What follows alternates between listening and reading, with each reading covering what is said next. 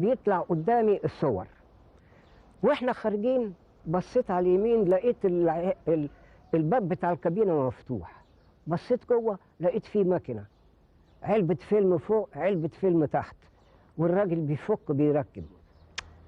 دي كانت أول فكرة. من 8 سنين للسن 14 طبعا قاعد بفكر ازاي اوصل اعمل سينما. اول ماكينة عملتها كان يا ربي سني 14 سنة، ده ماكينة عرض. طبعا في المدرسة لما شافوا الولاد كل واحد يجيب لي علبة بسكويت اعمل له ماكينة، كل يومين اخلص ماكينة. ده كان البداية. واستمر أوهان في البحث والتجريب ومراسلة المجلات العلمية المتخصصة، ومن هنا تعلم من فك وتركيب الآلات الكثير والكثير. عملت أول ماكينة بس أنا مش دائما إذا كان هيطلع 100% ولا ده استنتاج مني، ممكن ما يطلعش حاجة. عملتها الحقيقة بيني وبينكم ما كانتش مظبوطة 100%، يعني في نور بقى يخش جوه الماكينة. عملت أول تجربة لقيت الفيلم كله اتحرق. الراجل اللي رحت عنده بيبعت القاهرة يحمط Allez, priorité au direct, direction Saint-Pétersbourg en Russie, où le président russe Vladimir Poutine reçoit la médiation africaine. Après avoir fait une escale tout d'abord à Kiev, qu'il a ensuite menée en Russie. Pour l'Égypte, donc une délégation égyptienne est présente, présidée par le Premier ministre Dr Mostafa Madbouli, qui est accompagné également du ministre des Affaires étrangères Sameh Shoukry. Alors cette médiation africaine, voilà, donc je vous propose tout de suite la retransmission en anglais de cette conférence. The principles of respect for each other's interests, as well as justice. And now, distinguished colleagues, I would like to pass the floor to the chairperson of the African Union, President of the Union of the Comoros, President Assoumani, and after that, as we have just agreed, we'll listen to all members of your representative delegation. As it was agreed, following the alphabetic order. Thank you very much.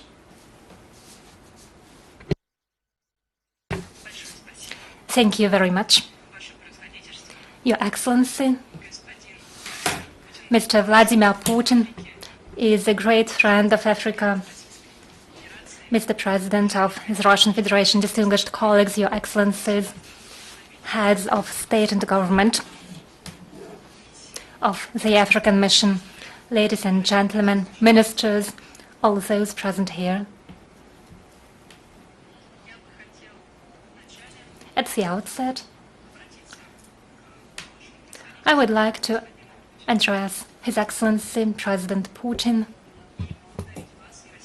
and express my gratitude to you and the Russian people for the warm welcome extended to our delegations here in St. Petersburg.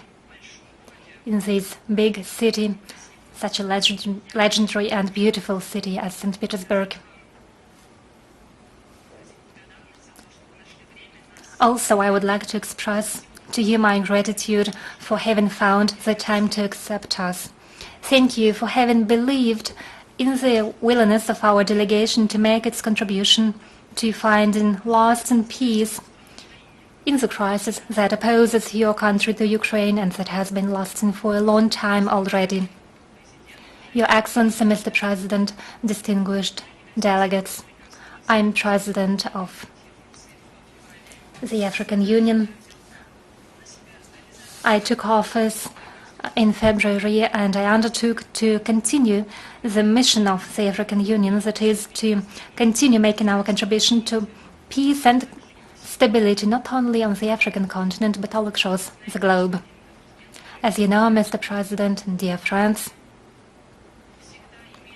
wars have always had terrible consequences, and the longer they continue, the deeper and more unprecedented their consequences. In this regard, we are not going to teach you any new lessons because your country has gone through many painful events in the past. Today, we are facing this crisis, and not only does it have an impact on two friendly and brotherly and neighboring countries, but it also has repercussions for the whole world, and in particular, it has an impact on our African continent. It has provoked a problem in the field of energy and food security, an unprecedented crisis in its nature.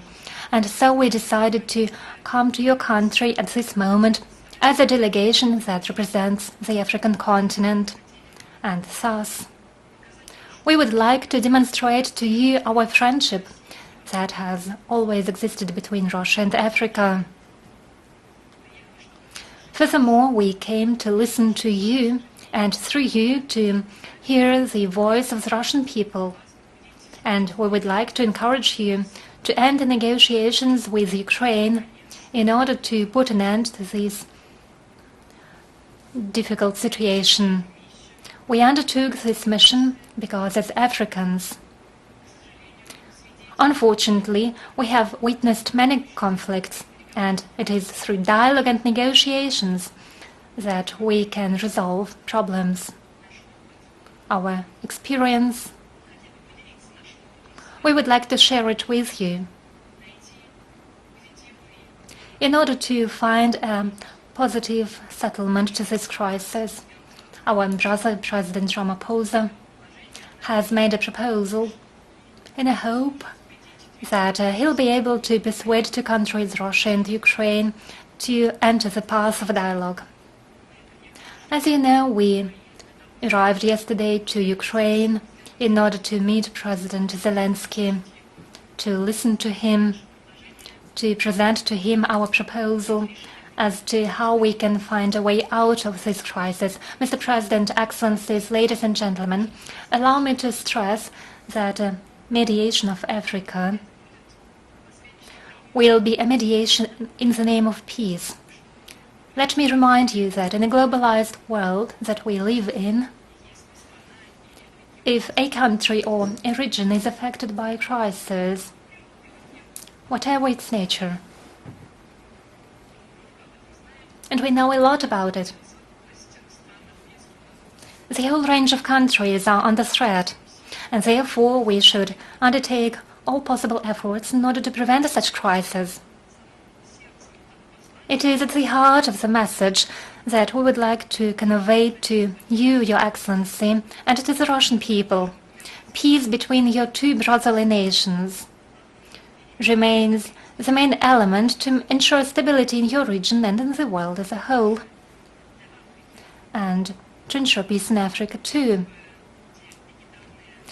Given the legendary relations that we have always had with Russia, we as heads of African states, as representatives of the African continent, we hope you'll go the path towards peace, and we stand ready to support you, to support two brotherly countries in the efforts you are going to take in this regard. Thank you. Thank you, my dear friend, for your words. We'll conduct a full-fledged discussion afterwards, and I'll allow myself to share with you my attitude, and we'll exchange views, taking into account the outcomes of your yesterday's travel. And now I would like to give the floor to the representative of the Republic of Senegal, President Macky Sall.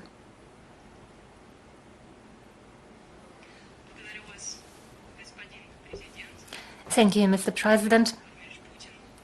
Thank you, Vladimir Putin, Your Excellency, dear Vladimir.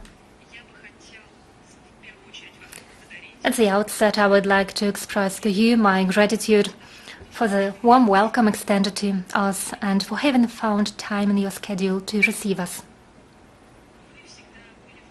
You have always been very attentive to Africa. You've always listened to us each time when we expressed to you our concerns. This demonstrates a high level of relations between Russia and Africa, and these relations have become even better after the first Russia-Africa summit. Soon we are going to hold the second Russia-Africa summit here in St. Petersburg. It will take place in July. Mr. President, I would like to use this opportunity to once again express to you our gratitude for receiving us in such a friendly atmosphere. Thank you for having received us on the 3rd of July in 2022. Then I was here as chairperson of the African Union, and at that time already I passed to you our wishes of peace. And we were particularly concerned by the issues related to energy and food security in the context of Russia-Ukraine relations. And then you showed you were ready to support us in unblocking this conflict. Thanks to you and other actors such as Turkey and the UN, we managed to pass the grain deal. Today, Mr. President, we are meeting again in the framework of a new mediatory mission. Chairperson of the African Union has already mentioned it. We are mediators in a conflict between Russia and Ukraine. Let me stress that this initiative is a good officer's mission that conveys the good intentions of the African continent in this large-scale war. We would like to resolve humanitarian problems and create conditions conducive to restoring trust, confidence, and dialogue between participants of parties of this conflict. Yesterday, we visited Kiev and we passed on this message. We spoke about our good officers and we listened to President Zelensky. I noted that dialogue was not completely ruled out, although there have been some preconditions. One of them was respect for the UN Charter.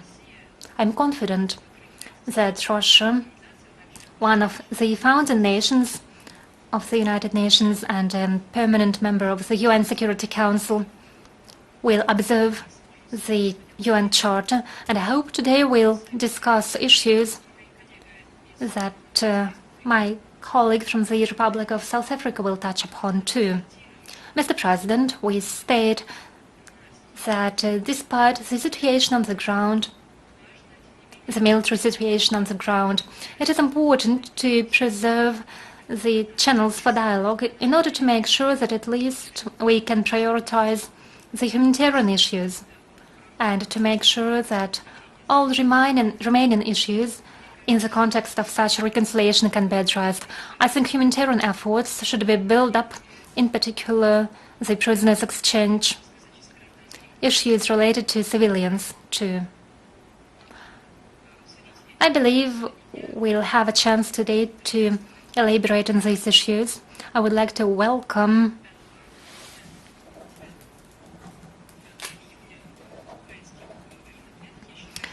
the liberation of Ukrainian prisoners on the 9th of June. I think it is a good step in implementing a prisoners exchange initiative. Mr. President, we came to you to listen to you and to say that Africa wishes peace between Russia and Ukraine. We are confident such a peace is possible through dialogue and compromise. Thank you for your attention. Thank you very much, distinguished colleagues. And now I pass the floor to President of the Republic of South Africa, Mr. Ramaphosa. I want to extend greetings to you, President Putin, President of the Russian Federation, and indeed also extend my greetings once again to my fellow heads of states, as well as the other colleagues or heads of government and envoys of the presidents who cannot be here. Let me say that we would like to thank you for agreeing to meet us. We are a 7 African nations peace initiative, and we are essentially on a peace mission to try and promote peace between Russia and Ukraine in this conflict. We have some 7 points or 10 points that we would like to raise. Our proposal really revolves around 10 elements. The first, of course, is that we want to listen. We're here to listen, as we did listen yesterday to President Zelensky. He outlined a number of issues to us, and we did tell him that we would be meeting you, where we would also listen to your perspective on this war, and we want to listen with respect and also with recognition of the views that you will put forward to us. But we also recognize the many other proposals that have been put forward by a number of key players in the world who have put forward peace proposals. And our proposals are not in competition with the other proposals that have been put forward. The second point that we would like to raise, a key element of our broad proposals, is that we do firmly believe that this war must be settled, and it must be settled through negotiations and through diplomatic means. The war cannot go on forever. All wars have to be settled and come to an end at some stage. And we are here to communicate a very clear message that we would like this war to be ended. We say so because this war is having a negative impact on the African continent and indeed on many other countries around the world. As a continent, we are being negatively affected in terms of our economies. The prices of commodities have gone up, particularly grain and fertilizer. And the prices of fuel have also gone up. And this is a consequence of the war that is ongoing. And it is for this reason that we are also here, that it is in our collective interest that the war should come to an end. The third point we would like to put forward is that we would like to see a de-escalation of the conflict. The escalation of the conflict on both sides does not enhance the peace process. So we would like to see the conflict being de-escalated as we find a way to peace. The fourth point, which has also been covered in a number of other proposals, is that we recognize the sovereignty of countries in terms of the UN Charter. And yes, in terms of that charter, we believe that all of us should work in terms of internationally recognized principles, and it is for that reason that we would like to submit that we recognize the sovereignty of countries in terms of that charter. The fifth point we would like to raise is that there needs to be a guarantee of security for all countries. This matter has been raised on all sides, that all sides want some guarantees, and we agree with that. The sixth point we'd like to raise is what is affecting our countries, and we would like to call for the opening up of the movement of grains across the Black Sea, so that whatever blockages there are should be opened up, and the grains and commodities must be opened to the markets. The seventh point we'd like to put forward is that we should ensure that there is humanitarian support for those who are in need and for those who are suffering as a result of this conflict. The eighth point has also been raised by President Macky Sall with regard to the release of prisoners of war on both sides. The other issue that is related to this is the children who have been caught up in this conflict should also be returned to where they have come from, their homes. The ninth point for us is that as every war leads to destruction, there should be post-war reconstruction, and we should support the reconstruction that needs to take place beyond this war. The 10th point, President Putin, is that we would like to see further engagements with regard to the processes that will lead to the end of this war. We articulated this point specifically with President Zelensky, and he agreed that yes, as the African continent and as African countries that are here, we can play a role. So we would like to urge that beyond this engagement today, there should be further engagements, because ending wars that tend to take a number of meetings and engagements. And as the African continent represented as 7 countries who are here, we do believe that there's a contribution we can make. And we make this contribution with the greatest respect to both countries, respecting the positions that they have put forward, but also believing that there is a common position that can emerge, a position that can lead to peace.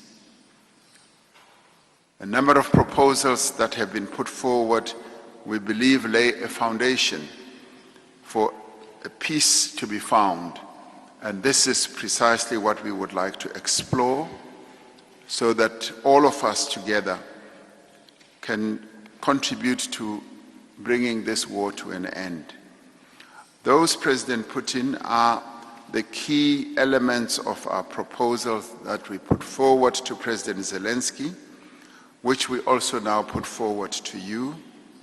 And we do believe that this is the time for both parties to negotiate an end to this war, because this war is causing a great deal of instability and harm to various countries around the world. And we as African countries are feeling the impact of this war. So this is what we have come here to share with you.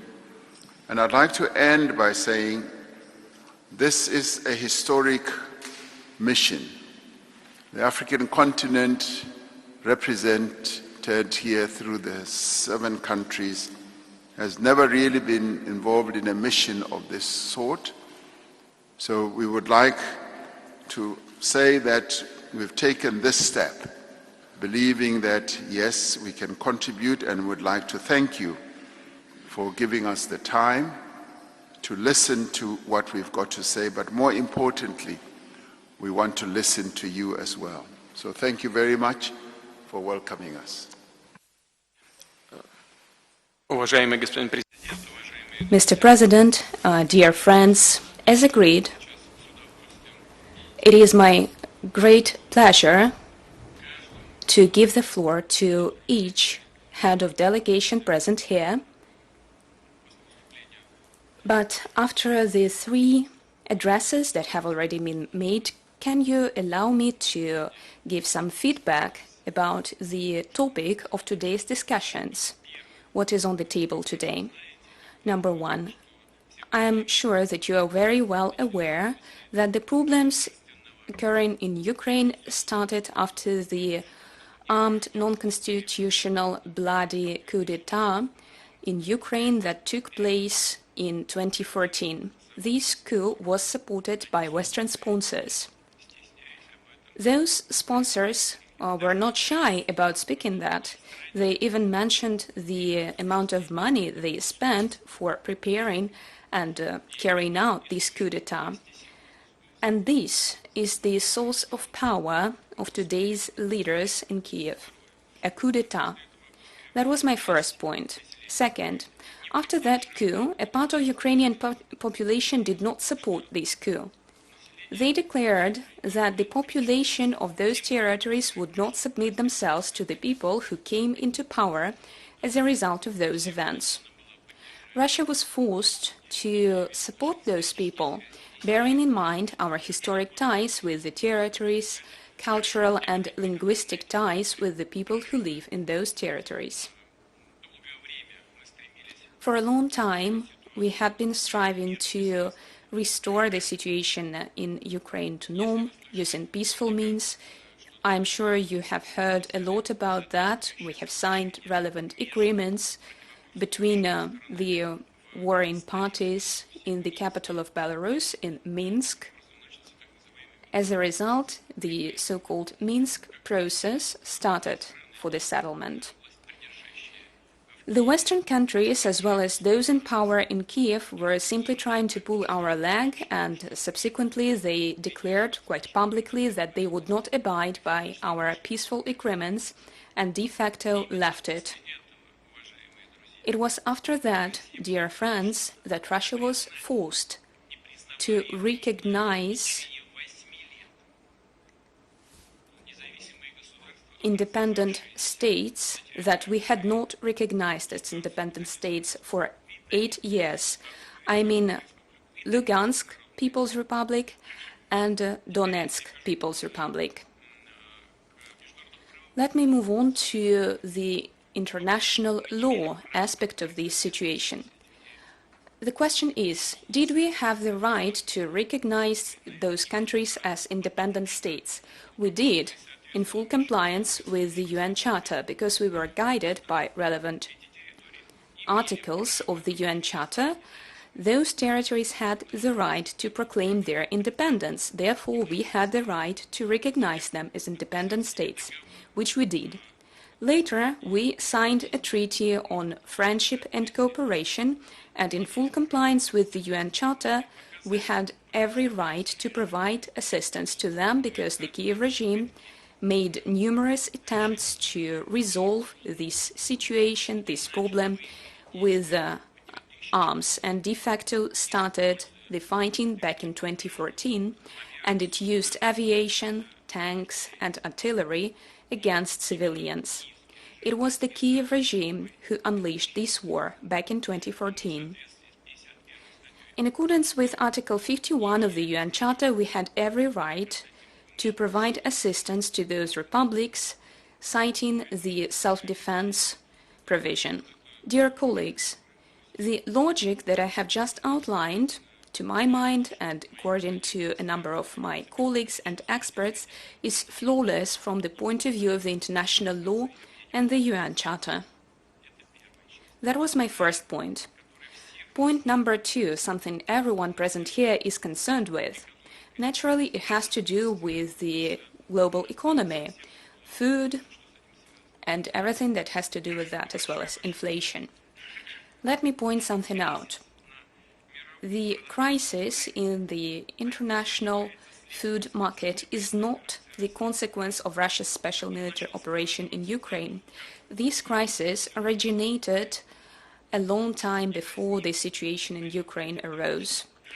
It resulted from the Western countries, including the US and some European countries,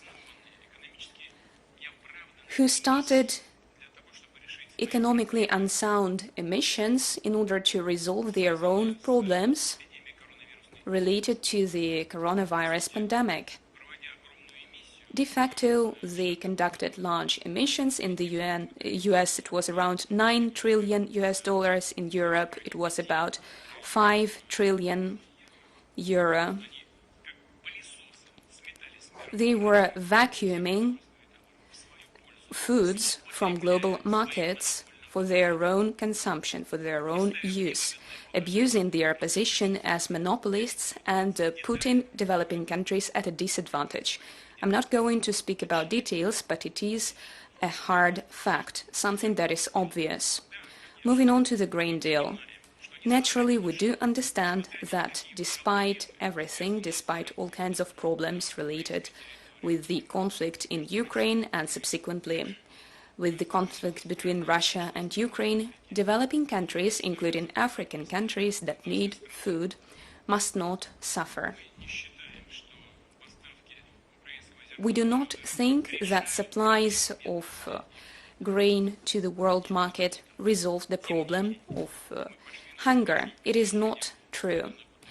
Nevertheless, we responded to the idea by Secretary General Guterres and did everything within our power to ensure supplies of Ukrainian grain to, first and foremost, Africa's poorest countries. We did it. What was the result, ladies and gentlemen? Let me give you some figures. Numbers don't lie.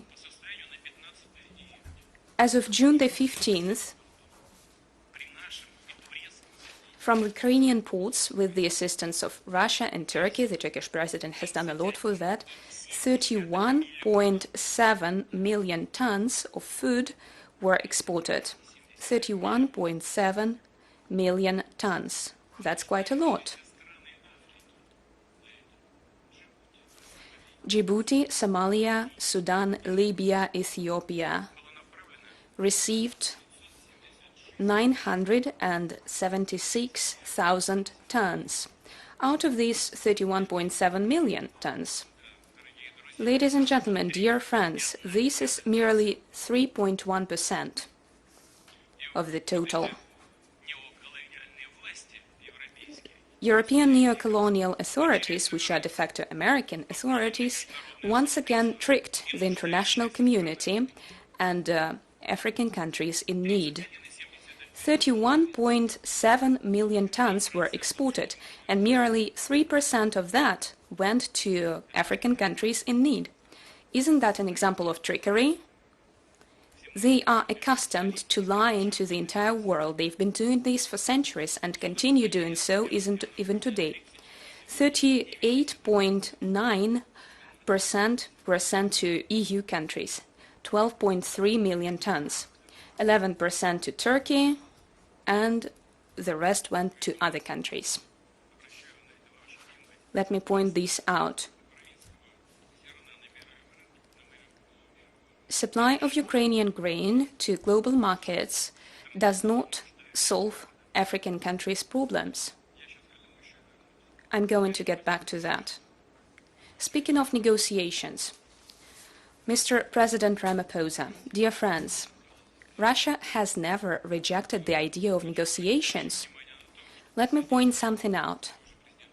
With the assistance of President Erdogan, as you probably know, an entire series of rounds of negotiations took place in Turkey between Russia and Ukraine.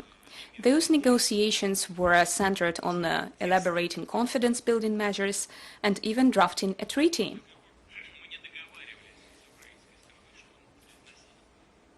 The treaty was not supposed to be confidential, but we have never made it public before.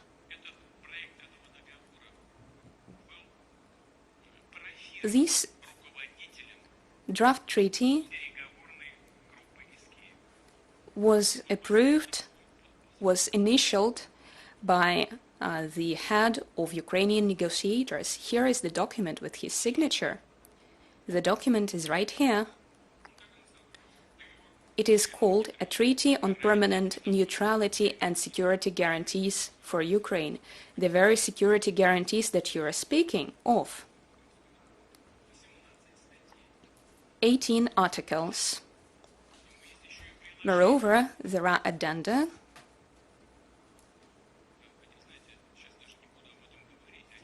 and annexes.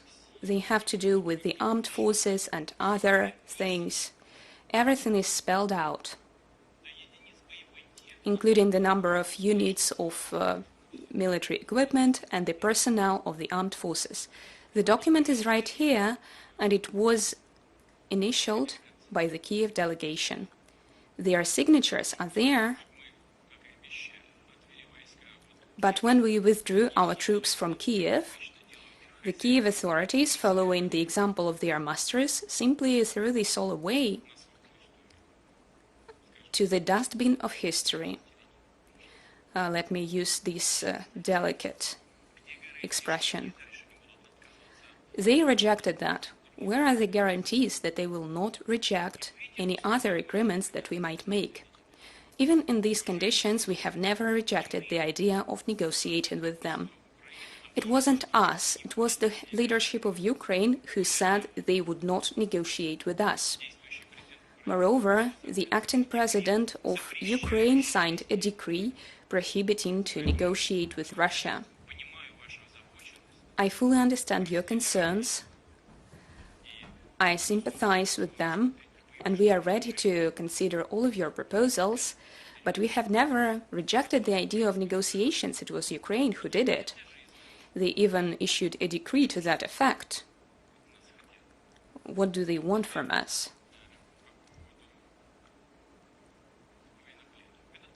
Speaking of prisoners of war, the process is underway, and I thank you for mentioning this issue. Saudi Arabia, United Arab Emirates, and other partners of ours do a lot for this process, and we are ready to continue. Children. Children are something sacred. We evacuated those children from the conflict zone, saving their lives and health. This is what took place. No one wanted to separate those children from their families. We evacuated entire orphanages, and it was fully legal because the heads, the directors of those orphanages, are legal representatives of those children. We are not against children being reunited with their families when their families surface. We have never made any obstacles in this process, and we will never do so. Let me assure you of that.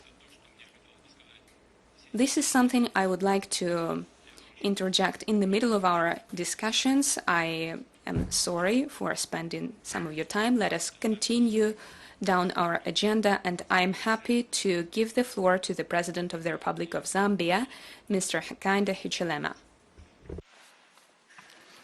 Thank you very much, President Putin and your government and the Russian people for according us a wonderful welcome. And that is my colleagues, 3 of them who have spoken already.